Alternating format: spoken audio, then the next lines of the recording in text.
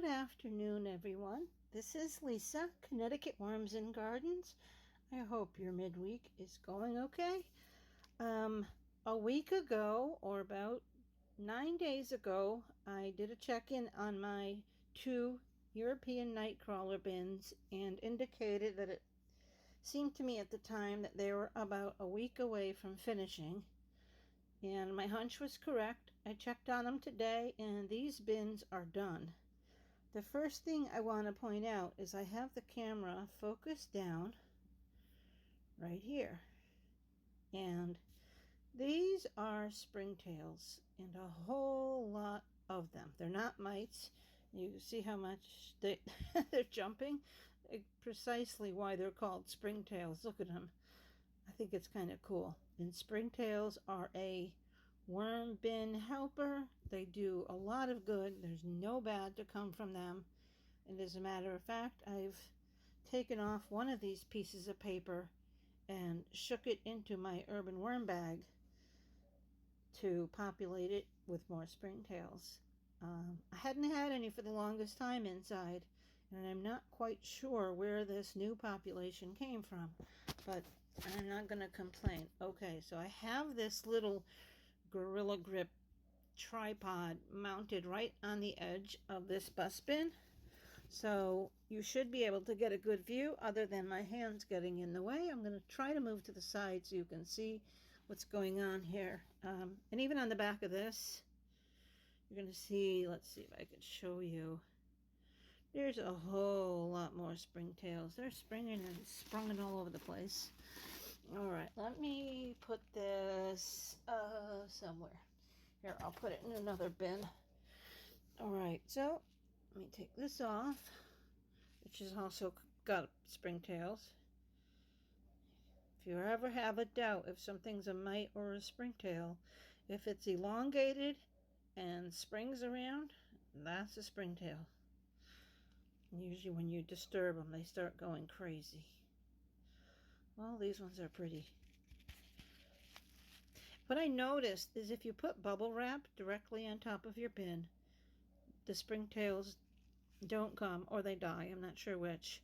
Since I started putting these paper envelopes on top of my bins and then bubble wrap, I've gotten a ton of springtails. So I'm not sure what it is about the bubble wrap that deters them or the paper that attracts them, but it has definitely been the factor that changed things. So you're looking down from the end of the bin, and unfortunately I'm all the way zoomed out, so I can't bring you into the edges. So what I'm going to do is just kind of turn you a little bit with me, and we'll go through the bin together, just so you can see what I see. And here's some of the Euros. You can see how thoroughly finished the castings are. They look really good. The texture is really good. And the worms are looking really good too. And these Euros are really growing. They're turning into African night crawlers. Look at this Euro. Jeez. But as you can see from its color and shape and movement, it is not an African night crawler. And then we have the stumpy ones. This is a stumpy one. I don't understand why some don't get as long as others, but that's okay. I'm just going to stir up the bin contents here. They've been on more or less what the foraging cycle would be for a few days now, so they've eaten up pretty much every remnant. And even here on this piece of leaf, if I can get it up, I can see springtails. I don't know if you could see that. You could see them jumping around my finger. You see the little things flashing? I see a potworm also, but that's not what I'm referring to. If you look really close, maybe you can see it. But yeah, there's a whole lot of springtails in here. I'll keep digging around. I'll just bring the contents to the center so you can see them. Here's some of the Euros. They're looking really good. These worms have really thrived. This last bin reset, I don't know what I did right or failed to do wrong, or I should say corrected what I might have done wrong in the past, but they've gotten really big and really fat. And, well, that's not something I want to do. I'm really glad that the worms have done it.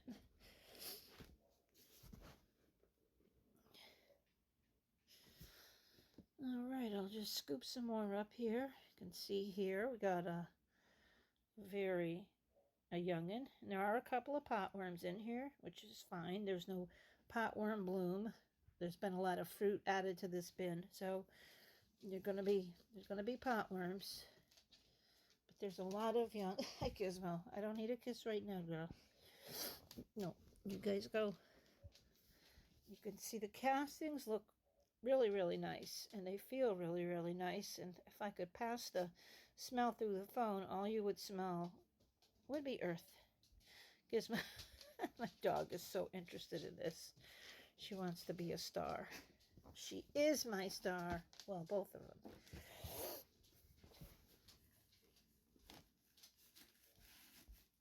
Get out of there. Hey, get out of there. Okay, so here's another scoop.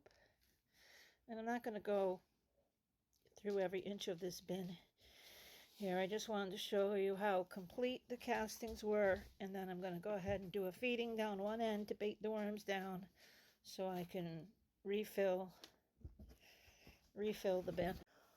Okay, so now I'm doing it by hand because I don't trust that tripod. I was worried about its grip, and I guess I had good reason. So you can see just overall the bin is completely finished. There's no remnants of food. The moisture is very, very nice. This smells nice and earthy and loamy. And it is ready. So I'm going to just set up a feeding area down the end. I've got a colander there with mung beans that I had sprouting for a couple days on the counter. They're going to go crazy for those. And when all the worms are down at the end, I'm going to harvest the castings and just reload this bin with fresh bedding and let them work their way back to the other end. Okay, so now let's take a look at the second bin. Now, both of these bins were started on the same day with approximately the same amount of worms. I'll move this down a little bit so we get closer to the light. All right, hopefully that is better. Now this has been out for a few minutes. I don't see the number of springtails on there, but on here, that's a fruit fly that just went really fast. But all these are little bouncy springtails. Let's see if we can get them to do a little more bouncing.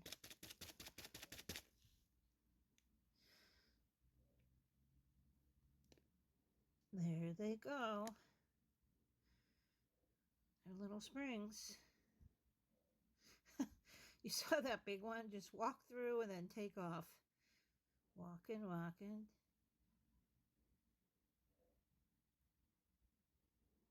And then they take off. They're really kind of funny critters to watch. Okay, let me lift this up. It looks like between the two layers, we've got some Euros. Look at how fat this one is. This is a fat Euro.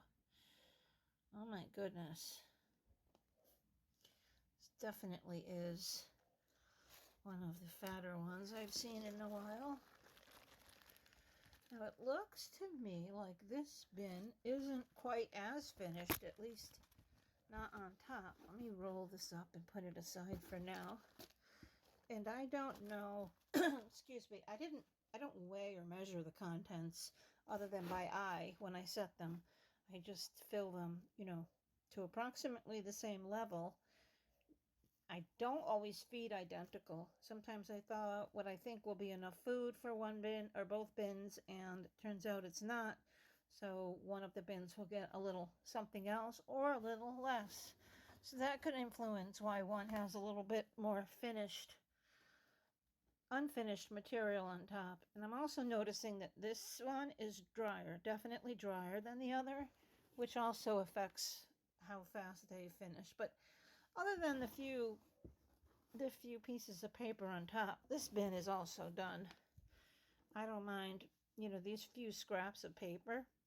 I'll just put them down with the food at the end, and they will, as I'm baiting the worms so I can collect the castings, these things will finish. I have a feeling it was the moisture level that kept this from being finished. One was closer to my radiator than the other.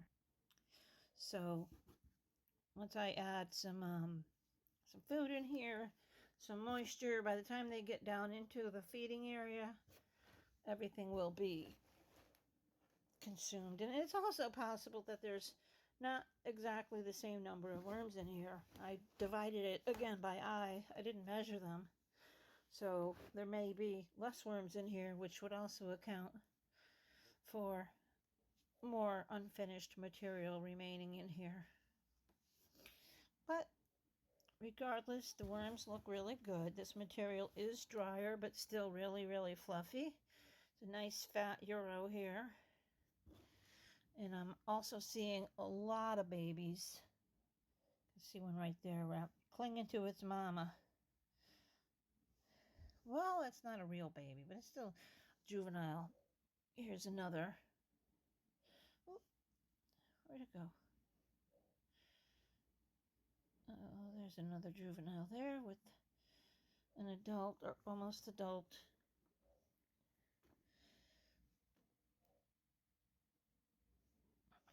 Another juvenile.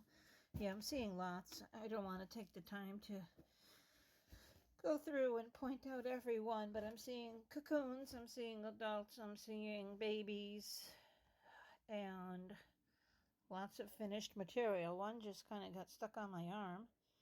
That's fairly new. That one's only a couple days old.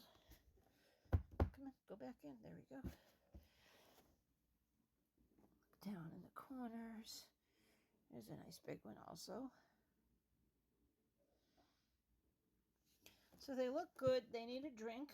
They need some food.